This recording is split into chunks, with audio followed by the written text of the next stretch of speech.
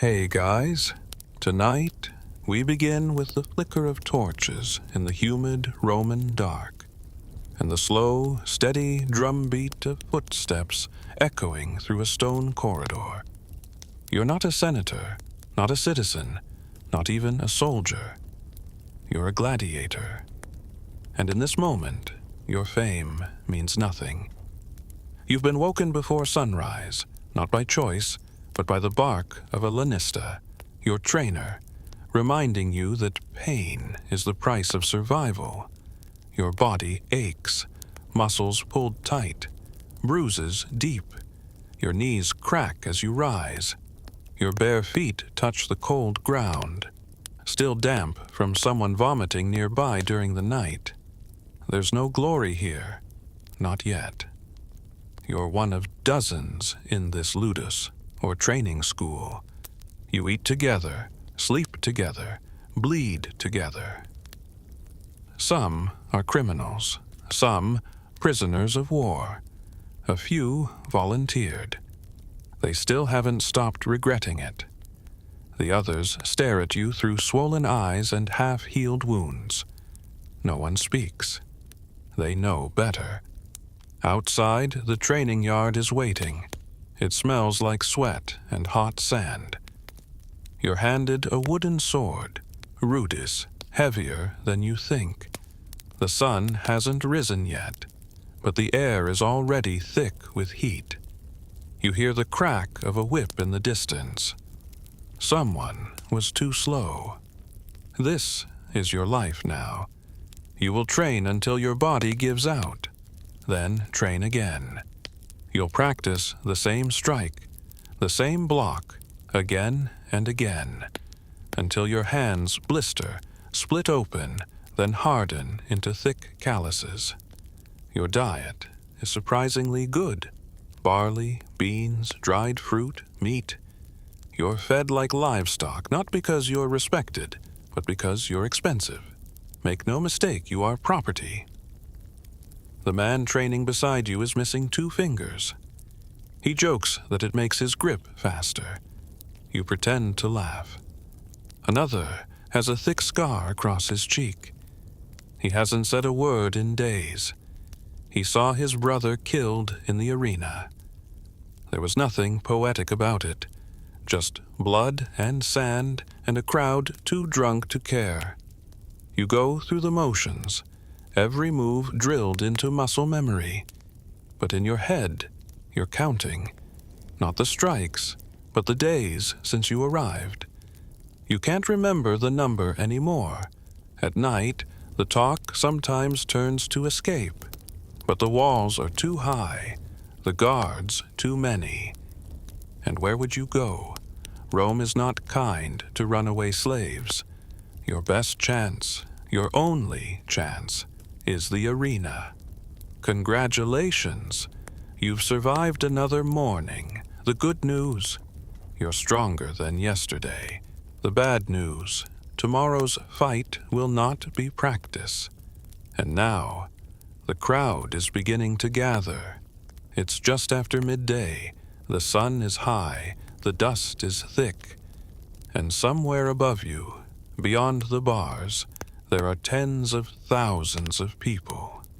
They're drinking, laughing, betting. You're standing beneath the Colosseum, in the holding cells known as the Hypogeum, a maze of cages, tunnels, and platforms hidden from the crowd. The walls are wet with condensation, and something else, something metallic. You can hear muffled announcements above, a fanfare of horns. Another match is ending, or beginning. The line between the two doesn't matter anymore. The man next to you crosses himself. He's from Gaul, doesn't speak Latin well, doesn't need to. You understand each other without words. Keep breathing. Stay alive. Don't trip. A creaking gate opens, and suddenly, your feet are on wood, rising. The floor of the arena appears slowly, like the lid of a sarcophagus sliding open. Light spills in, blinding. Noise crashes down on you like a wave. The crowd, all around you, calling names, slurs, cheers. You don't know if they're for you or the other man. You're not introduced like a champion. You're tested like an animal. Your opponent stands across the arena. He's older, broader, scarred from previous wins. A secutor, heavy shield, smooth helmet with tiny eye slits, slow but brutal. You're a retiarius, net, trident, dagger, light armor, no helmet, fast but exposed. This isn't a duel, it's a matchup, designed by trainers, approved by magistrates, balanced to give just enough of a fight. Before one of you dies, the signal is given. No speech, no ceremony, just violence. You circle, he advances, you fake left, throw the net, miss. The crowd groans, some boo. He charges. You roll, nearly trip, but catch him in the ribs with the blunt end of the trident.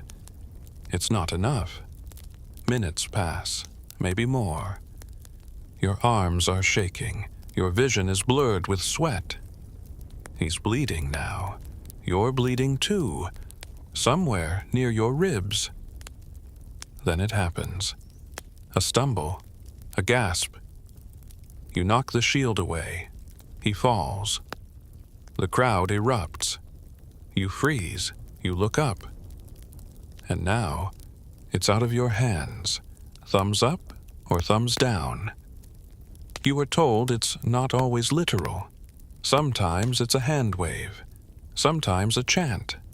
Sometimes they just wait. The editor, the master of ceremonies, looks to the crowd. They shout. Some scream for mercy. Some don't. Then he gives the signal. Spare him. The match is over, not with glory, but with silence. You're escorted back through the same tunnel, back down into the dark. You should feel relieved. You lived. You won. But there's no celebration. No feast. Just a nod from your trainer and a rag to stop the bleeding. Tomorrow, you train again. Congratulations, you've earned your first taste of glory. The good news, you lived. The bad news, now they know your name, and they expect more next time. Fame is a chain, and yours just got tighter. You're not in the arena today. There's no sand beneath your feet, no trident in your hands, no helmeted killer rushing toward you. But that doesn't mean you rest. Not here, not ever. The morning starts with drills, always drills. Not the kind that make you stronger, but the kind that make you sellable. A good gladiator, you're told, isn't just skilled. He's watchable. The lanista knows this. He walks the line between trainer and merchant, sculpting your body with repetition and violence until you're not a man anymore. Your inventory. You're ordered to walk shirtless through the local market. You don't get to say no. Your presence brings attention. Attention brings money. Men stop to gawk. Women smile, though you can't tell if it's interest or pity. Some children ask your name. You don't answer. A few call you a hero. But heroes sleep in villas. You sleep beside lice and chained men. Back at the ludus, there's a visitor waiting. A rich one. You don't recognize him, but his sandals are too clean for someone who's ever known work. He watches you spar from behind a veil of perfume and entitlement, nodding once, then tossing a coin to the lanista. Not to you. Never to you. They might bet on your life, but they'd never pay you for it. You return to your cell with bruises on your arms and meat in your hand. Meat's a good sign. Means the visitor liked what he saw. might mean a special exhibition, might mean a fight against animals, might mean a private party far from the Colosseum, where people cheer harder because they've paid more to see something ugly. That night, you hear one of the new recruits crying. He doesn't hide it well. He still thinks the crowd cares who lives. He'll learn. You did. You remember your first blood, the way the crowd gasped when you stumbled, and the way they roared when you got back up. Not because they wanted you to win, but because they didn't want the show to end too quickly. You're famous now. Not enough to be free. Just enough to be recognized. People know your face. Some call out when you pass by. Not your name, your arena name. The one they gave you. The one that sounds more like a weapon than a man. You once saw a fellow gladiator with a mural of himself painted near the baths. He died 2 weeks later. The wall's still there. So is the blood stain from the day they carried him out. Fame doesn't save you. It brands you, makes you more valuable, and more disposable. The doctor visits once a week. He doesn't ask how you feel. He asks if you can still stand, if you can still swing. If not, you're replaced. There's always someone younger, hungrier, less broken. You try not to limp when he walks by. You wrap your ribs tighter. You smile when he looks at you, even if your teeth are loose. Sometimes at night, you dream of home, if you had one. You dream of a name that isn't shouted by drunk spectators, of silence, of being forgotten, of growing old. But then morning comes, and the whip cracks, and the lanista shouts, and you're reminded, you're not here to grow old. You're here to bleed beautifully. And when you no longer can, well, that's someone else's problem. Congratulations. You're a gladiator with a reputation. The good news? You might last another month. The bad news? They're already building the next fight around your death. You've started winning, not just surviving. Winning. Clean kills, roars from the crowd. Even your opponents, some of them veterans, have begun to nod at you before the match.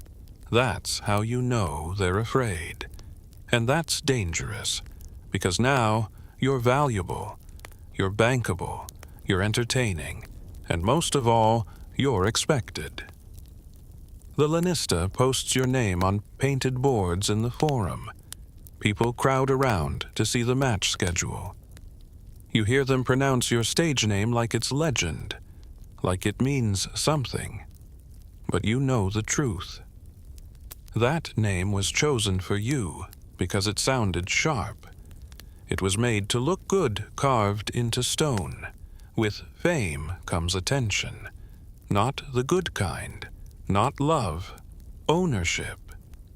Politicians stop by to shake your hand, not because they respect you, but because you can make a crowd cheer, and they need that.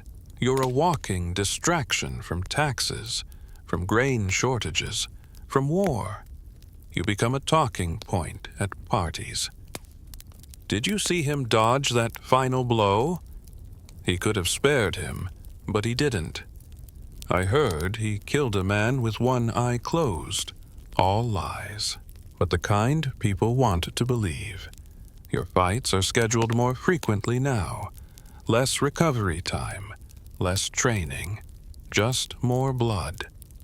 Your body screams with each movement, but you don't show it.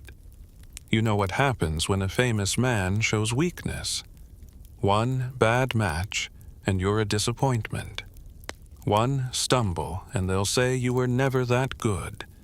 One loss, and the betting turns on you like a pack of dogs. You once saw a man win 12 fights. The 12th was flawless, a clean kill with no wasted movement. They carried him out on a shield like a hero. 2 days later, he slipped on a wet stone in the bathhouse and broke his neck. They didn't even bury him. They used his cot the same night for a new recruit. That's the thing they don't tell you. Winning doesn't guarantee freedom. Sometimes it traps you deeper. When you're good, they won't risk letting you go. They don't give up their stars. You're not fighting for release.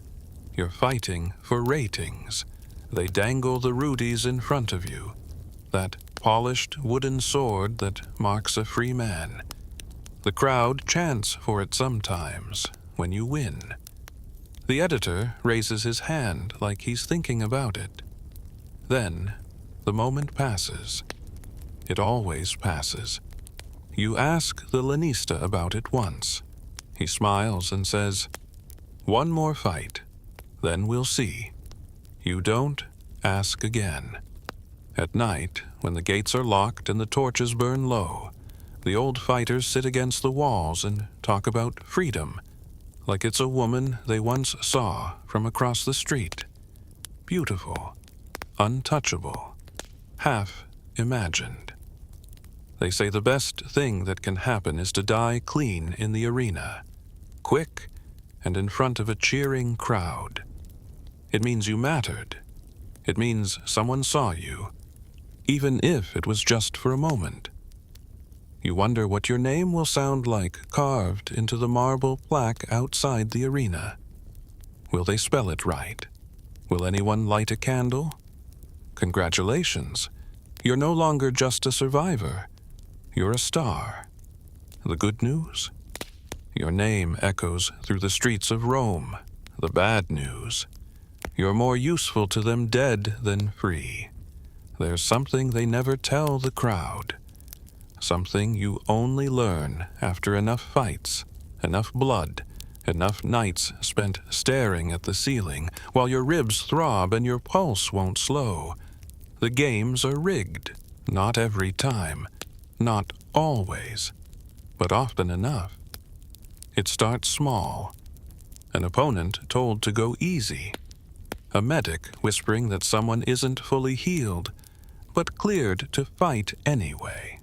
An editor deciding the match should end fast, to keep the crowd satisfied but not bored. Some fights are set up to fail. The crowd doesn't notice because they don't want to. They're not here for fairness. They're here to forget their lives, to scream, to watch someone else bleed so they don't have to feel their own pain. You start noticing the patterns. Who's allowed to live? Who's brought back again and again? Who gets the best armor? Who's thrown into hopeless matchups without reason? You watch men train for weeks only to be sacrificed in 10 minutes for a senator's birthday. You hear the bets being placed before the gate opens. Odds that don't make sense until the match unfolds exactly as predicted. Once, a fighter you trained with, strong, quiet, serious, was paired with a favorite of the crowd. Everyone knew he was better, faster, smarter, but he slipped in the second round and suddenly the other man's blade was at his neck. The editor paused, waited for the crowd, then gave the kill signal. You saw the look in his eyes. Not fear, not pain, confusion. Like he'd forgotten, just for a second, that this was never about who deserved to win. There are other games too, ones played outside the arena. Favored fighters are invited to private gatherings. Rich men want to shake their hands, show them off to guests like trained dogs. You go, you smile. You drink the wine they hand you and laugh at the jokes you don't understand. Sometimes they offer you gifts. Sometimes they offer you people. Sometimes they ask you to throw a fight. Politely, of course. You learn to say no without saying no. Until one day they stop asking and start arranging. A friend of yours, younger, reckless, refuses outright. He walks out of a banquet early. The next week, he's scheduled to fight 2 opponents at once. They call it a novelty match. He calls it a punishment. He doesn't survive the first 10 minutes. You stop talking about fairness. You stop believing in skill. You fight, because fighting is the only way to stay above ground. But every time you win, part of you wonders if that win was earned or allowed. And still, the crowd cheers. They cheer because they don't have to know, because it's easier that way. They see blood and strength and spectacle. They don't see the bruises that never fade. They don't hear the threats whispered in hallways. They don't know how many men have died because they were inconvenient. You know, and you keep fighting anyway, because you've been given just enough hope to keep moving forward. A few extra coins, a nod from a magistrate, a rumor that you might earn your rudies after one more victory. You tell yourself you believe it. You tell yourself you have a choice, and maybe that's the biggest game of all. There are moments when the shouting stops. Not many, and never long enough, but they exist. After a match, after a feast, in the thin, strange quiet of early dawn before the city wakes. These are the hours when you remember that you're still a person, or were, or might be again. You sit alone in your cell, back against the wall, tracing the scar along your shoulder like it's a story only you can read. You've memorized your body's geography, where it hurts when it rains, where the blade went in and didn't come out clean. You can still feel the old breaks. You can still hear the sound they made. Some nights, there's a woman who visits. She doesn't belong to the ludus. She's not a slave, not officially. You're not sure who pays her to come. Maybe no one. Maybe it's just something she chooses, something broken in her the way something's broken in you. She doesn't talk much, and neither do you. You lie side by side on the stone, the heat of her skin softening something in your chest that you'd almost forgotten was there. Sometimes she brings figs. Once, she brought a little carved wooden horse, said it belonged to her son. She pressed it into your hand like it was sacred. You still have it, tucked beneath your cot. You don't know her name. There are rumors that gladiators take wives. It's true, sometimes, if you're popular enough, if you've survived long enough, if the owner allows it.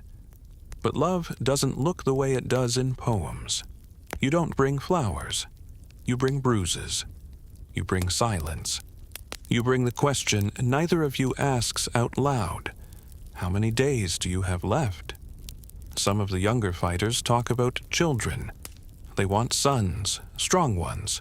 You don't. You know too well what this world does to strong boys. You'd rather die than watch your child sold into this life. You'd rather disappear entirely than hear your own name chanted by a crowd as they watch your bloodline spill into the sand. There's one fighter, older than most, who writes letters. Not many of you can write, but he was once a clerk, long ago. Before his sentence, he hides scraps of papyrus under his bedding, writes late at night when the others are asleep.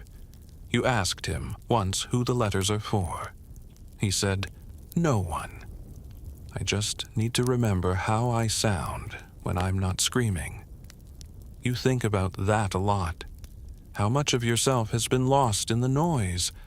How long it's been since you said your real name out loud, the one your mother gave you, the one that isn't carved on betting slips or whispered by drunks in the stands. Sometimes you dream in your own language, not Latin, not the clipped, barked orders of the training yard, but the old words, the ones you were born into, the ones that taste like river water and dust and warm bread.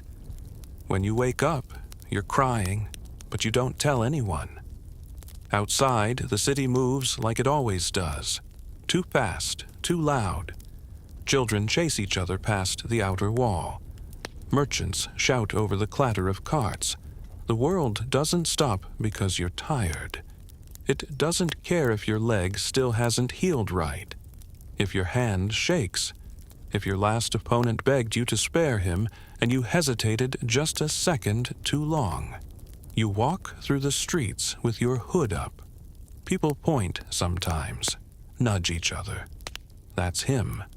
That's the one from last week. The one who took the Thracian down in one blow. They say your name like you're already dead and being remembered. They don't know that the man you killed was your friend. They don't know you both trained in the same pit for over a year, ate from the same bowl, shared stories about rivers you'd never swim in again. They only saw the final strike. They didn't see the way your hands trembled afterward. There's no room for grief in this life, no time for mourning. The moment the sand soaks red, the attendants rush in to drag the body away and rake the ground clean, as if nothing happened, as if the dead man never existed. You watch them do it. You watch them erase someone you knew, and then you eat, and then you train, and then you wait for your name to be called again. You are not a man. You are a role, a symbol, a warning, a prize. But in the quiet moments, in the flicker of lamplight just before dawn, you are something else. You are what's left. They start whispering about you long before they say anything to your face. You can hear it.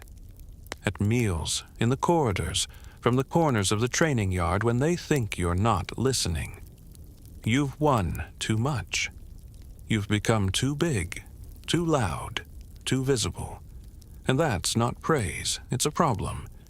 A man like you can draw a crowd, yes, but you can also shift loyalty, stir unrest, remind people that the Empire's grip isn't absolute, and that makes you dangerous.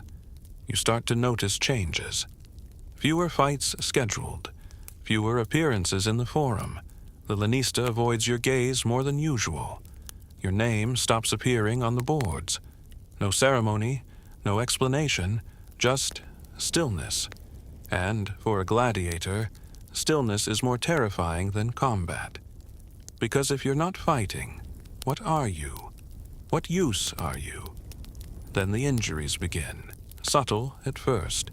A shoulder that never healed properly, a wrist that aches too much to hold the trident like before. The medic takes longer to come when you call. The ointments are thinner, the bandages fewer. Your food isn't what it used to be.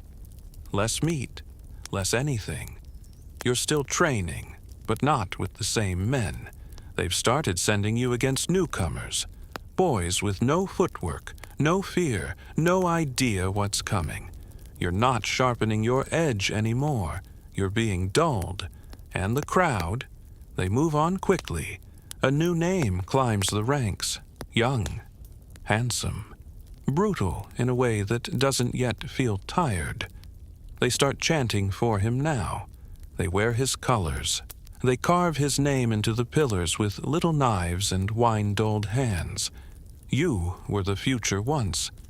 Now you're just part of the past that hasn't stopped breathing yet. You've seen it happen before, men who peaked too early, whose victories became boring, whose style became predictable. Some retired into obscurity. Most didn't. You remember one, a famous Murmeo, undefeated for years. They gave him a special match. Exhibition only, they said. No real risk. But the man they paired him with had been fed something sharp. You saw it in his eyes.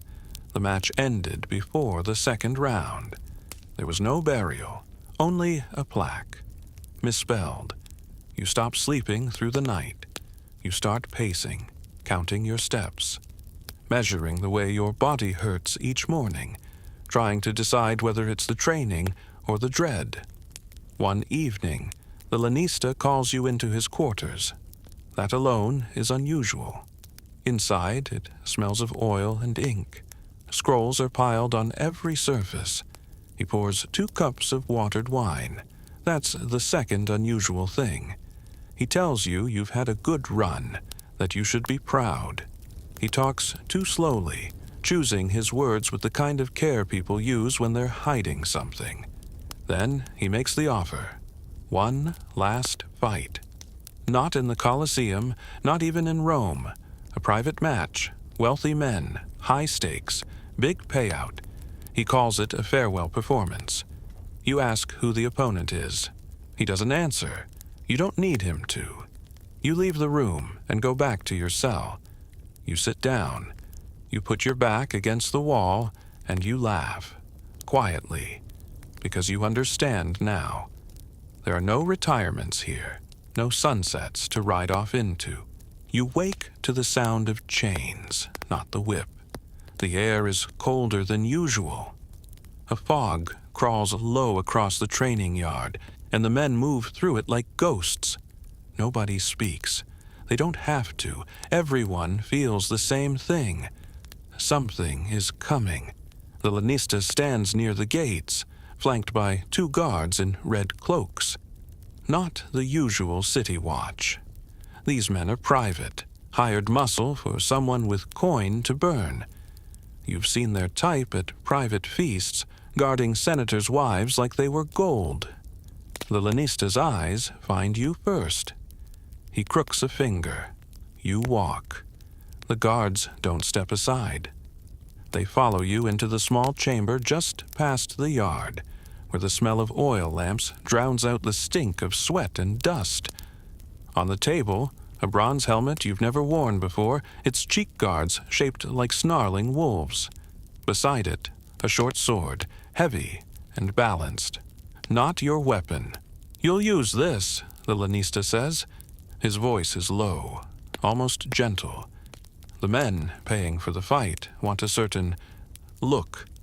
You glance at him. Who's the opponent? Does it matter? You don't answer. He sighs. It's a Thracian, young, fast. They want a show, the kind that ends with a body cooling on the floor. He pauses, studying you. They don't care whose. It's punishment then. Maybe for refusing one of their offers. Maybe for winning too much. Maybe for nothing at all. Rome doesn't need reasons. One of the guards hands you a scroll, sealed. Wax stamped with a crest you don't recognize. Inside is the location, a villa outside the city walls near the Appian Way. Wealthy enough to own its own arena pit.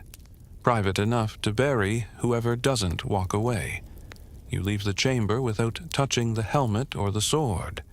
Not yet. The training that day is meaningless. Your arms go through the motions, but your mind is elsewhere. The Thracian. Young, fast. Which means unpredictable. Which means dangerous in ways that experience doesn't always cover.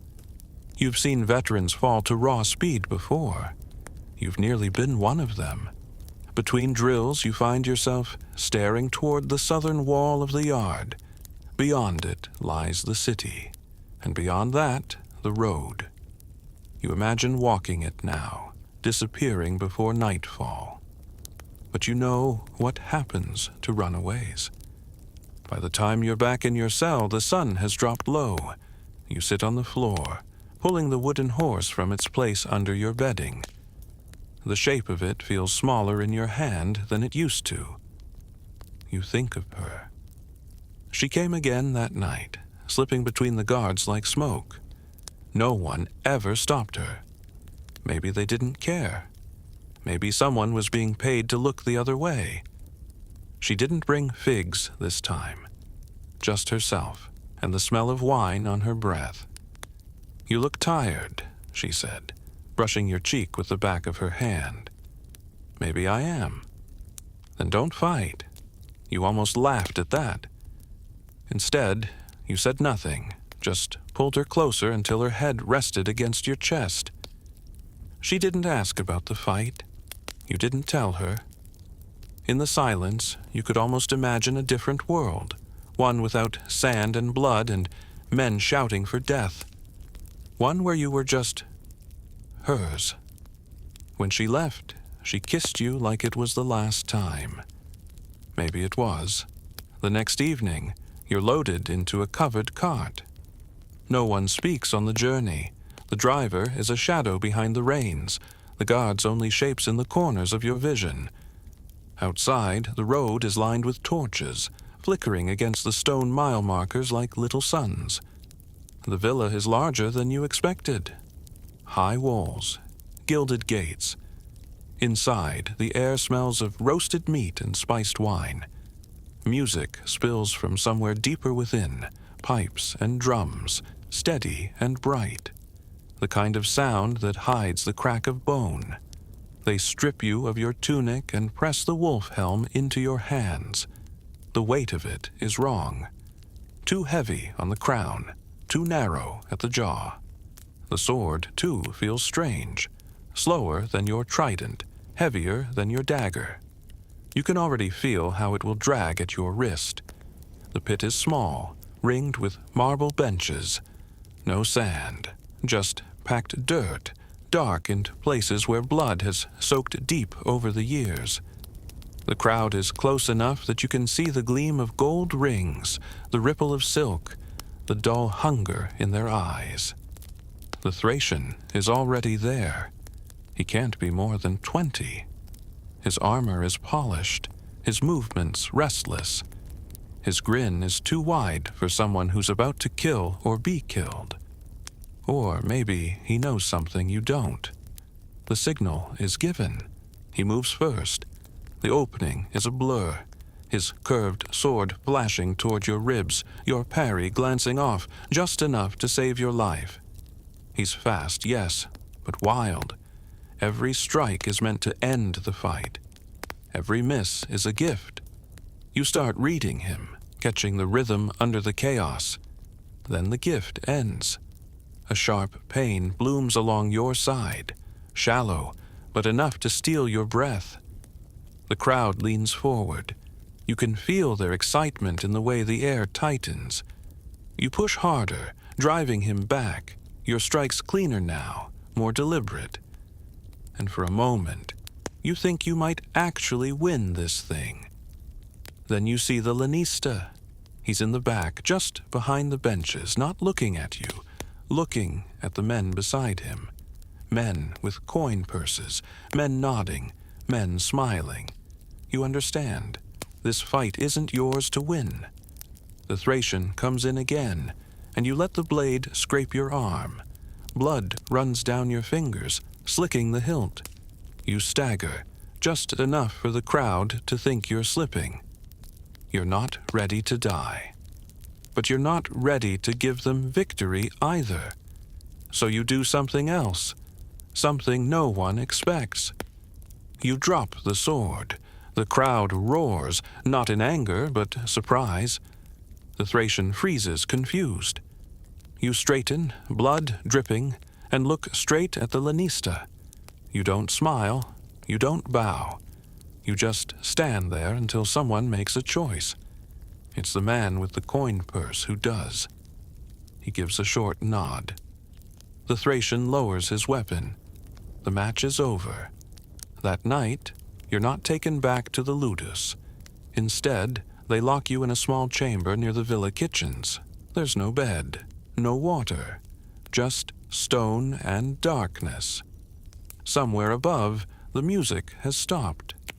You sit against the wall, the wooden horse warm in your palm, and you wonder what punishment will come, and whether you'll survive it. Because now you know the truth. They can take your weapons, your matches, your crowd, but they can't make you play their game. Not if you refuse to hold the sword. The morning comes without light. The door opens, and the guards don't speak. They just drag you out, your feet scraping stone. The villa is silent now, the air heavy with the scent of last night's wine and overcooked meat. They lead you not to the gates, not to the road, but to a long corridor beneath the main hall. The walls are lined with chains, hooks, stains you don't want to identify. The lanista is waiting. "You embarrassed them," he says, voice flat. "You embarrassed me." You keep your eyes on his. "You told them I'd die." A flicker of something. Annoyance, maybe shame, but it's gone too fast to read. He gestures to the guards. The first blow lands across your back. A leather strap, weighted at the tip. It burns more than it splits, but you know the damage it will leave.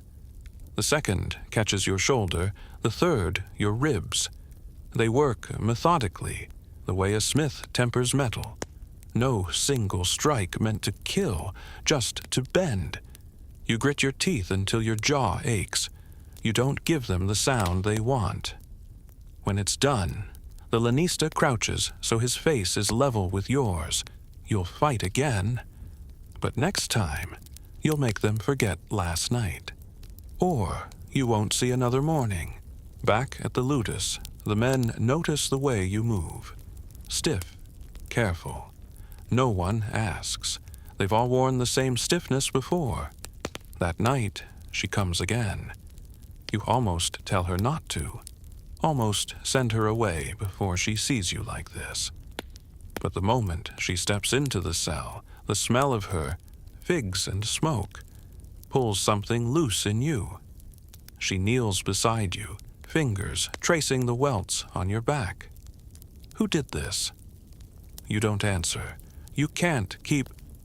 She stops, biting down on whatever the rest of that sentence was. Instead, she leans in, resting her forehead against yours. "I wish I could take you away from here." It's a foolish thing to say. You both know it. But for a moment, you let yourself believe it. When she kisses you, it's slower than usual. Not desperate, not goodbye. Just slow, like she's memorizing the shape of you. Weeks pass before you're called again. Enough time for the welts to fade, for the pain to settle into something dull. Enough time for the city to find new distractions. Your return match is not in the Colosseum. It's in the Forum Boreum, the cattle market. An open space converted for the day. The smell of livestock and sweat hanging heavy. The crowd is rougher here. Traders, laborers, men who've seen death without paying for the privilege. Your opponent is a Dimicaris, twin swords, both chipped from use. He grins like you're already dead. But you're faster now, not in the body, but in the mind. You've learned when to give ground, when to bait the crowd, when to let them think you're beaten before turning the strike. The fight lasts longer than they wanted, but in the end, you stand over him, your sword at his throat. You wait for the editor's signal. It comes, thumb to the side. Mercy! You help the man to his feet. The crowd doesn't cheer. They murmur, not sure whether to be pleased or disappointed. You walk away without looking at the lanista. That night, you expect her. You leave the little wooden horse in the open, ready to place it in her hand. She doesn't come. When the torches burn low, you finally lie back, staring at the ceiling. In the silence, you wonder if she's gone, or if she's been taken from you, and which would hurt more. You don't ask about her the next morning. Not openly. Questions get noticed, and noticed things get punished. But you listen to the gossip in the yard, the whispers in the kitchens, the scraps of talk that slip past when the guards think no one cares. By midday, you have a thread. A servant in the villa of a minor senator. A place where women are kept like decorations, traded as quietly as coin. You know the risks. The ludus walls aren't meant to be crossed. But when the chance comes, a delivery run to the market, a guard distracted by dice, you take it. Rome outside the walls is different. Loud, restless, heavy with the smell of baking bread and unwashed bodies. The streets twist tighter near the river, lined with stalls selling spices, silk, and rusted tools. You keep your hood low, moving like a man with somewhere to be. The villa is smaller than you pictured. White plaster, flaking in places, its gate guarded by 2 men in bronze cuirasses. The kind of place where cruelty doesn't need to be hidden. You wait until dusk, until the shift changes. Then you slip inside with a group of tradesmen carrying amphorae of wine. The inner court is lit by oil lamps, the air heavy with jasmine. You hear music, soft, meant for private ears. And then, from somewhere beyond the colonnade, her voice. It's enough to move you. You find her in a small room, sitting at a low table, pouring wine into a shallow cup.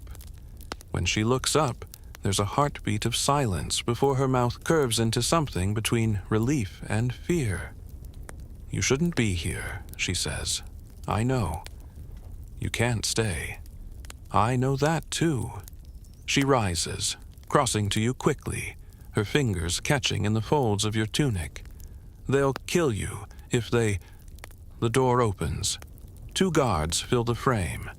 One steps forward, the other drawing his blade. You move without thinking. A hand to the wrist, a twist, the sound of steel clattering to the floor. The second lunges, but she's already between you, shouting words you don't understand. They stop. "Go!" she hisses at you. "Now!" You don't want to, but you know the truth. If you stay, you won't leave alive. And if you're dead, you can't come back for her. So you run. The fight is long, brutal, and loud. You win, barely, your blade catching him under the arm where the plates don't meet. The crowd surges to its feet. Row, back in the ludus. The lanista says nothing about your absence, which means he knows, which means he's saving it, for leverage, for punishment, for the moment it will hurt most. The next fight comes faster than you expect. No recovery, no warning. The match is in the Colosseum this time, the air thick with the noise of 30,000 throats. Your opponent is armored head to toe, moving with the confidence of a man who's never lost. There's no malice in his tone, just the truth of men like you, used until there's nothing left to use. The gate creaks open. The light blinds you for a moment before the arena comes into focus. The sand, the walls, the tiers of faces leaning forward, hungry for the story they've been promised. The fight is everything they wanted. Fast, brutal, balanced on a knife's edge. You feel the crowd's energy in your bones, the way it surges when you take a hit, the way it peaks when your blade misses by inches. In the final moment, you see the opening. A clean strike, enough to drop him without ending him. But you also see the faces in the front rows, the men in fine togas who've wagered against you, the magistrate whose nod could free you, or not. You take the strike. The Thracian falls. The arena holds its breath. And then the magistrate rises, his hand lifting, not in mercy, but in signal. The rudis is brought out. The crowd erupts. You take the wooden sword in both hands, its weight light but unreal. You raise it high, the sunlight catching the polished grain. For a moment, the noise drowns out everything. Then your eyes find the senator's box. She's not there. Freedom is a strange thing. They walk you out of the Colosseum through a different gate, one you've never passed before. The Porta Triumphalis, the gate of the living. The wooden sword rests in your hand, and the crowd still roars somewhere behind you. But outside, the street feels smaller. The air tastes different. You've worn chains so long that the absence of them feels like a trick. The lanista doesn't follow. He doesn't need to. His work on you is done.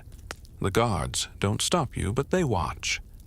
Eyes measuring how far a freed man can walk before the city swallows him. You walk until the noise of the games is gone.